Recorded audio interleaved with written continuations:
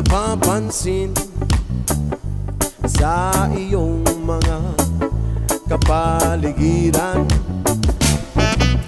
Kay dumi na ng hangin, pati na ang mga ilog natin.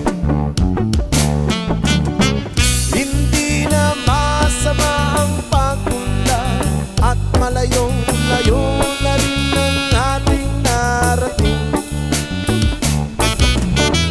Ngunit masdan mo ang tubig sa dagat, dati kulay asin, ngayon'y naging itim.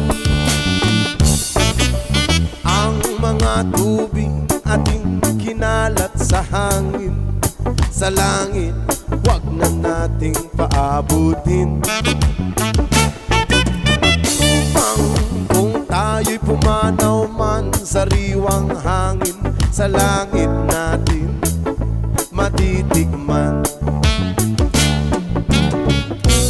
Mayroon lang akong hinihiling sa aking pagpanaw, sana ay nagulan. Gitara ko ay aking dadalhin upang sa ulap na lang tayo magkantahan. Ang mga bata ngayon lang isinilang, may hangin pa kayang matitigman.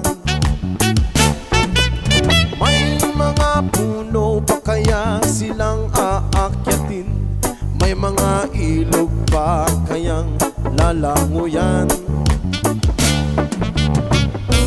Bakit di natin pag-isipan ang nangyayari sa ating kapaligiran? Hindi na masama ang pag-unlad kung hindi nakakasira ng kalikasan. Darating ang panahon, mga ibong gala ay wala na madadapuan. Umasdan mo ang mga punong dati ay kay tatag, ngayon ay namamatay dahil sa ating kalokohan.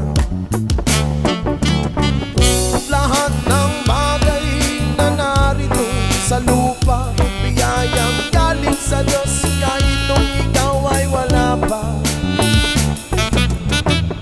Ingatan natin at huwag nang sirain pa, kapag pag kanyang binawi tayo'y mawawala na.